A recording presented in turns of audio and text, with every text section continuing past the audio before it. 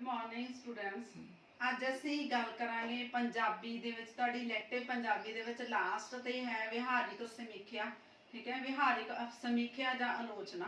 ਠੀਕ ਹੈ, ਤੁਹਾਨੂੰ ਇੱਕ ਪੈਰਾ ਦਿੱਤਾ ਜਾਊਗਾ, ਤੁਸੀਂ ਉਸ ਪੈਰੇ ਦੀ ਪਹਿਲਾਂ ਪ੍ਰਸੰਗਸਿਤ ਵਿਆਖਿਆ ਕਰਨੀ ਹੈ। ਠੀਕ ਹੈ, ਉਸ ਤੋਂ ਬਾਅਦ ਉਹਦੇ ਵਿੱਚ ਦੱਸਣਾ ਵੀ ਕਿਹੜੀਆਂ ਲਗਾ ਮਾਤਰਾਵਾਂ ਮਤਲਬ ਕਿੰਨੀਆਂ ਵਰਤੀਆਂ ਗਈਆਂ। ਠੀਕ ਹੈ, ਜਾਂ ਕਿੰਨੀਆਂ ਲਾਈਨਾਂ ਨੇ ਜਾਂ ਕਿੰਨੇ ਜੋੜੇ ਨੇ ਤੁਕਾਵਾਂ ਨੇ ਵਰਤੀਆਂ ਗਈਆਂ। ਠੀਕ ਹੈ, ਤੇ ਇਸ ਤੋਂ ਇਲਾਵਾ ਇਹਦੇ ਵਿੱਚ ਗੱਲ ਕਰਨੀ ਆ ਤੁਸੀਂ ਬਈ ਕਿਹੜੀ ਸ਼ੈਲੀ ਵਰਤੀ ਗਈ ਆ, ਕਿਹੜੇ ਅਲੰਕਾਰ ਵਰਤੇ ਆ ਜਾਂ ਨਹੀਂ ਵਰਤੇ, ਰਸ ਵਰਤੇ ਗਏ ਆ ਜਾਂ ਨਹੀਂ ਵਰਤੇ। ਠੀਕ ਹੈ, ਮਤਲਬ ਇਸ ਤਰ੍ਹਾਂ ਜਿਹੜੇ ਸਮੁੱਚੇ ਪੈਰੇ ਦੇ ਵਿੱਚ ਕਿਸ ਵਿਸ਼ੇ ਤੇ ਗੱਲ ਕੀਤੀ ਗਈ ਆ, ਕਿਹੜੀ ਭਾਸ਼ਾ ਵਰਤੀ ਆ, ਸ਼ੈਲੀ ਵਰਤੀ ਆ, मतलब उन्होंने सारे विषयों को लैके तुसी एक पैरे की विहारिक व्याख्या करनी है। ठीक है, मैं तुहानू एक पैरा ही कराना, तुसी रजे उस पैरे तो समझ के तुसी जिहड़ी बाकी भी तुहाडे पैरे होणगे तुसी उन्हां दी विहारिक समीक्षा कर सकते हो। ठीक है, तुहाडा जिहड़ा पैरा है मैं तुहानू कराउण लगी हाँ बंदे आप नूं पछाण। जिहड़ा ये पैरा ये शाह हुसैन दी काफी दे विच लिया गया, तुसी देख सकते हो मैं तुहानू शाह हुसैन पढ़ाया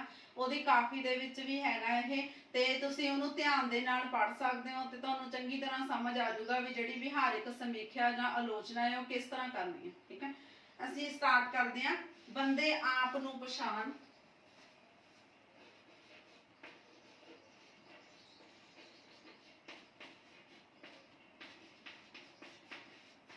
ਆਪ ਨੂੰ ਪਛਾਣ जे ते अपना आप पछाता, जे ते अपना आप पछाता, साईं दा मिलन आसान।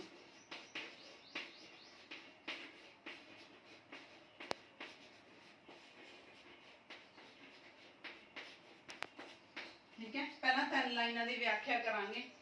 बंदे आप नूं पछाण, जे तू अपना आप पछाता, साईं दा मिलन आसान। जिहड़ी यह काफी है ये शाह हुसैन दी रचना। ठीक है, जिहड़ा शाह हुसैन सी वो पंजाबी दा प्रसिद्ध सूफी कवि है जिन्हें पंजाबी दे विच बहुत सारियां काफियां लिखियां। ठीक है, वो अपने सूफी विचारां नूं अंकित करदा, अपनी काफियां दे विच यही कह रहा भी मनुख नूं परमात्मा दे नाल मिलाप करन। ठीक है, ते अपने आपे दी पछाण करन, मौत तो डरन। ठीक है, मतलब इस तरह के संसारिक पदार्थां दे आडंबरां नूं त्यागण जां हंकार नूं त्यागण दा यतन कीता गया। ठीक है, मतलब इस काफी दी व्याख्या करांगे हुण असीं। बंदे आप नूं पछाण, शाह हुसैन जी की कहंदे आ, मनुख नूं संबोधन करदे कहंदे आ कि उस नूं अपने आपे दी पछाण करनी चाहिदी है। अपने आपे दी मतलब अपने आप दी पछाण करनी चाहिदी है। जे तैं अपना आप पछाता, जिहड़ा शाह हुसैन है वो मनुख नूं कह रहा है, कहंदे जे तू अपने सीने दे विचों अपने आप नूं पछाण लिया, जे तैं अपना आप मतलब अपने हिरदे नूं पछाण लिया, अपने आप नूं पछाण लिया भी तेरी की हस्ती है। ठीक है, तू इस समाज दे विच क्यों आया जां तैनूं की करना चाहिदा जां नहीं करना चाहिदा। साईं दा मिलन आसान, साईं कौन? परमात्मा दा। कहंदा तां तेरे लिए उस परमात्मा नूं मिलना, उस परमात्मा दे नाल एकमिक होना बहुत ज़्यादा सौखा हो जाऊगा। तां ही तू उस परमात्मा नूं प्राप्त कर सकदा, परमात्मा दा नाम सिमरन कर सकदा। ठीक है, नैक्सट गल करदे हां। दे कोट रुपैरी छज्जे,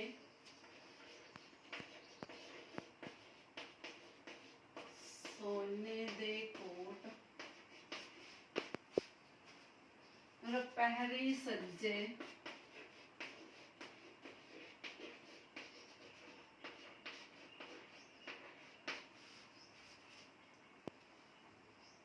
हर बिन जान मसान,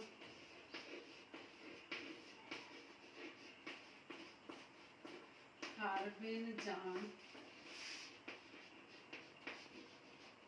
मसान, तेरे सिर ते जम साजिश करदा, तेरे सिर ते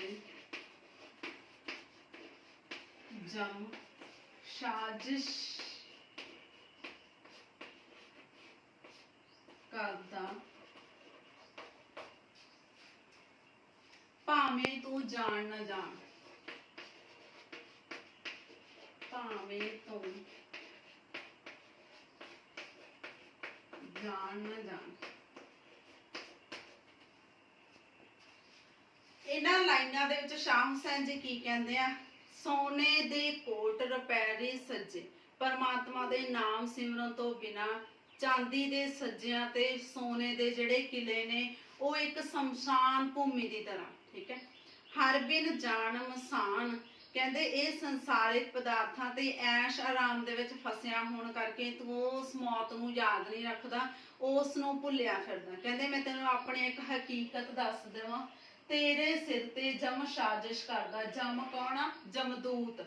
ਕਹਿੰਦੇ ਭਾਵੇਂ ਤੂੰ ਇਹ ਸੰਸਾਰ ਦੇ ਸੰਸਾਰਿਕ ਪਦਾਰਥਾਂ ਦੇ ਵਿੱਚ ਫਸਿਆ ਹੋਇਆ ਸੰਸਾਰਿਕ ਪਦਾਰਥਾਂ ਵੱਲ ਧਿਆਨ ਦਿੰਨਾ, ਪਰ ਕਹਿੰਦੇ ਇੱਕ ਇਹ ਹਕੀਕਤ ਆ ਵੀ ਇਹ ਸੰਸਾਰ ਦੇ ਵਿੱਚ ਇੱਕ ਦਿਨ ਜਮਦੂਤ ਤੇਰੇ ਤੇ ਸਾਜ਼ਿਸ਼ ਕਰ ਰਿਹਾ, ਉਹਨੇ ਤੈਨੂੰ ਇਹ ਸੰਸਾਰ ਦੇ ਵਿੱਚੋਂ ਇੱਕ ਦਿਨ ਲੈ ਜਾਣਾ ਹੈ। ਇਸ ਕਰਕੇ ਸੰਸਾਰਿਕ ਪਦਾਰਥਾਂ ਦੇ ਅਡੰਬਰ ਉਸਾਰਨਾ ਤੇਰੇ ਲਈ ਨਿਰਾਰਥਕ ਹੈ, ਠੀਕ ਹੈ। ਕਹਿੰਦਾ ਮੈਂ ਜੋ ਕੁਝ ਵੀ ਦੱਸ ਰਿਹਾ ਇਹ ਸਭ ਕੁਝ ਅਸਲੀਅਤ ਆ, ਵੀ ਮੈਂ ਆਪਣੀ ਇੱਕ ਅਸਲੀਅਤ ਨੂੰ ਪੇਸ਼ ਕੀਤਾ ਹੋਇਆ। ਭਾਵੇਂ ਤੂੰ ਜਾਣ ਨਾ ਜਾਣ, ਕਹਿੰਦੇ ਭਾਵੇਂ ਤੂੰ ਇਸ ਗੱਲ ਨੂੰ ਅਸਲੀਅਤ ਵਿੱਚ ਲੈ ਜਾਂ ਨਾ ਲੈ, ਇਸ ਗੱਲ ਨੂੰ ਸਮਝ ਚਾਹੇ ਨਾ ਸਮਝ, ਪਰ ਤੇਰੇ ਲਈ ਜਿਹੜੀ ਮੌਤ ਆ ਉਹਦੀ ਉਡੀਕ ਆ, ਜਿਹੜੀ ਉਹ ਤੇਰੀ ਸਾਜ਼ਿਸ਼ ਆ, ਉਹ ਜਮਦੂਤ ਕਰ ਰਿਹਾ, ਠੀਕ ਹੈ। ਨੈਕਸਟ ਗੱਲ ਕਰਦੇ ਆ 3.5 ਹੱਥ।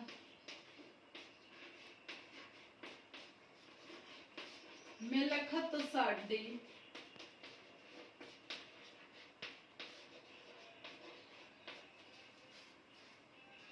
ਏਡੇ ਤੂੰ ਤਾਣੇ ਨਾ ਤਾਣ,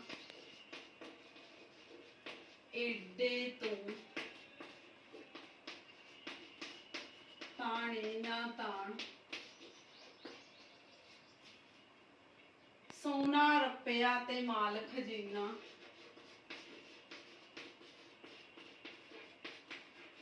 ਸੋਨਾ ਰੁਪਇਆ ਮਾਲ ਖਜ਼ੀਨਾ,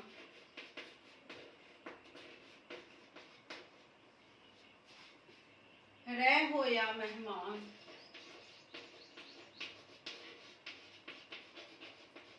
ਰਹਿ ਹੋਇਆ ਮਹਿਮਾਨ, ਕਹੇ ਹੁਸੈਨ ਫਕੀਰ ਨਵਾਣਾ, ਕਹੇ ਹੁਸੈਨ ਫਕੀਰ ਨਵਾਣਾ, ਛੱਡ ਦੇ ਖੁਦੀ ਤੇ ਗਵਾਨ।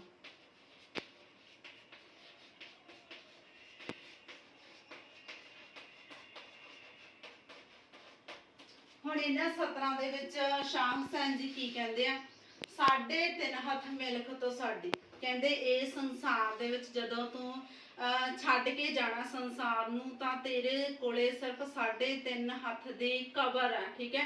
ਕਹਿੰਦੇ ਇਸ ਤੋਂ ਇਲਾਵਾ ਏਡੇ ਤੂੰ ਤਾਣੇ ਨਾ ਤਾਣ, ਕਹਿੰਦੇ ਤੂੰ ਇਸ ਸੰਸਾਰ ਦੇ ਵਿੱਚ ਏਡੇ ਤਾਣੇ ਨਾ ਤਾਣ, ਸੋਨਾ ਰੁਪਇਆ ਤੇ ਮਾਲ ਖਜ਼ੀਨਾ, ਕਹਿੰਦੇ ਜਿਹੜਾ ਤੇਰੇ ਕੋਲੇ ਸੋਨਾ ਹੈ, ਰੁਪਇਆ, ਧਨ ਦੌਲਤ ਤੂੰ ਇਕੱਠਾ ਕੀਤਾ ਹੋਇਆ ਹੈ, ਹੋਏ ਰਿਹਾ ਮਹਿਮਾਨ, ਕਹਿੰਦੇ ਇਹ ਸਭ ਨੇ ਇੱਕ ਦਿਨ ਮਹਿਮਾਨ ਬਣ ਕੇ ਰਹਿ ਜਾਣਾ, ਇੱਥੇ ਹੀ ਰਹਿ ਜਾਣਾ। ਕਹੇ ਹੁਸੈਨ ਫਕੀਰ ਨਿਮਾਣਾ, ਸ਼ਾਹ ਹੁਸੈਨ ਜੀ ਨਿਮਾਣਾ ਜਾ ਹੋ ਕੇ ਕੀ ਕਹਿੰਦੇ ਆ? ਛੱਡ ਦੇ ਖੁਦੀ ਤੇ ਗਵਾਨ, ਤੈਨੂੰ ਪਰਮਾਤਮਾ ਦਾ ਨਾਮ ਸਿਮਰਨ ਕਰਨਾ ਚਾਹੀਦਾ, ਖੁਦੀ ਤੇ ਗਮਾਨ ਆ ਜਿਹੜਾ ਹੰਕਾਰ ਹੈ ਉਹਨੂੰ ਛੱਡ ਦੇਣਾ ਚਾਹੀਦਾ, ਠੀਕ ਹੈ। ਇਹ ਤਾਂ ਆਪਾਂ ਪ੍ਰਸੰਗ ਤੇ ਵਿਆਖਿਆ ਕੀਤੀ ਸੀ। ਹੁਣ ਨੈਕਸਟ ਇਹਦੀ ਵਿਹਾਰਿਕ ਵਿਆਖਿਆ ਕਿਵੇਂ ਕਰਨੀ ਆ, ਠੀਕ ਹੈ। ਹੁਣ ਇਸ ਕਵਿਤਾ ਦੇ ਵਿੱਚ ਕਾਦੀ ਗੱਲ ਕੀਤੀ ਗਈ ਆ? ਸੂਫੀ ਰਹੱਸਵਾਦ ਦੀ, ਠੀਕ ਹੈ। ਹੁਣ ਤੁਸੀਂ ਲਿਖੋਗੇ ਵੀ ਜਿਹੜੀ ਇਸ ਕਵਿਤਾ ਦੇ ਵਿੱਚ ਸੂਫੀ ਰਹੱਸਵਾਦ ਨੂੰ ਪੇਸ਼ ਕੀਤਾ ਗਿਆ ਤੇ ਜਿਹੜੀ ਇਹਦੀ ਸੌਰ ਹੈ ਉਹ ਇੱਕ ਉਪਦੇਸ਼ਾਤਮਿਕ ਦੀ ਗੱਲ ਕੀਤੀ ਹੈ, ਠੀਕ ਹੈ। ਹੁਣ ਨੈਕਸਟ ਗੱਲ ਕਰਦੇ ਹਾਂ ਅਸੀਂ ਵੀ ਕਿਹੜਾ ਕਿਹੜਾ ਸ਼ਬਦ ਵਰਤਿਆ ਗਿਆ ਇਹਦੇ ਵਿੱਚ। ਕਵਿਤਾ ਕਿਹੜੀ ਆ? ਇਹ ਸੂਫੀ, ਠੀਕ ਆ। ਤੇ ਛੰਦ ਕਿਹੜਾ ਵਰਤਿਆ ਇਹਦੇ ਵਿੱਚ? ਦਵਈਆ, ਦਵਈਆ ਛੰਦ ਵਰਤਿਆ, ਠੀਕ ਹੈ। ਤੇ ਸੂਫੀ ਰਹੱਸਵਾਦ ਨੂੰ ਪੇਸ਼ ਕੀਤਾ ਗਿਆ, ਠੀਕ ਹੈ। ਇਸ ਤੋਂ ਇਲਾਵਾ ਅਸੀਂ ਗੱਲ ਕਰਦੇ ਹਾਂ ਇਹਦੇ ਵਿੱਚ ਮਾਤਰਾਵਾਂ ਕਿੰਨੀਆਂ ਨੇ? 16 + 12 8 28, ਠੀਕ ਹੈ। 28 ਮਾਤਰਾਵਾਂ ਦੀ ਗੱਲ ਕੀਤੀ ਗਈ ਹੈ। ਤੇ ਇਸ ਤੋਂ ਇਲਾਵਾ ਗੱਲ ਕਰਦੇ ਹਾਂ ਕਵਿਤਾ ਦੀਆਂ ਸਤਰਾਂ ਦੀ ਕੁੱਲ ਗਿਣਤੀ 7 ਆ, ਠੀਕ ਹੈ। ਇਸ ਤੋਂ ਇਲਾਵਾ ਇਹਦੇ ਵਿੱਚ ਰਹਾਉ ਸ਼ਬਦ ਦੀ ਵਰਤੋਂ ਕੀਤੀ ਗਈ ਹੈ, ਤੁਸੀਂ ਦੇਖ ਸਕਦੇ ਹੋ। ਵਿਆਖਿਆ ਤੋਂ ਪਹਿਲਾਂ ਇਹਦੇ ਵਿੱਚ ਰਹਾਉ ਸ਼ਬਦ ਵੀ ਵਰਤਿਆ ਗਿਆ, ਠੀਕ ਹੈ। ਤੇ ਇਸ ਤੋਂ ਇਲਾਵਾ ਜਿਹੜੇ ਕੁਝ ਸ਼ਬਦ ਨੇ ਜਿਨ੍ਹਾਂ ਦੇ ਵਿੱਚ ਤੁਕਾਂਤ ਮੇਲ ਪੇਸ਼ ਕੀਤੇ ਗਏ ਆ, ਜਿਵੇਂ ਪਛਾਣ ਹੋ ਗਿਆ, ਮਸਾਨ, ਜਾਣ, ਤਾਣ, ਠੀਕ ਹੈ। ਮਤਲਬ ਇਹ ਜਿਹੜੇ ਸ਼ਬਦ ਨੇ ਮਿਲਦੇ ਜੁਲਦੇ ਸ਼ਬਦ ਕਵਿਤਾ ਦੇ ਵਿੱਚ ਪੇਸ਼ ਕੀਤੇ ਗਏ ਆ, ਠੀਕ ਹੈ। ਕਵਿਤਾ ਦੀ ਜਿਹੜੀ ਸ਼ੈਲੀ ਹੈ ਉਹ ਸੰਬੋਧਨੀ ਹੈ, ਰਹੱਸਮਈ ਆ ਤੇ ਉਪਦੇਸ਼ਾਤਮਿਕ ਆ। ਜਿਹੜੀ ਭਾਸ਼ਾ ਹੈ ਪੰਜਾਬੀ ਭਾਸ਼ਾ, ਲਹਿੰਦੀ ਦੀ ਵਰਤੋਂ ਕੀਤੀ ਗਈ ਆ, ਠੀਕ ਆ। ਮੁਹਾਵਰੇਦਾਰ ਆ ਤੇ ਰਸ ਵਰਤੇ ਗਏ ਆ, ਰਸ ਤੇ ਅਲੰਕਾਰ ਵਰਤੇ ਗਏ ਆ।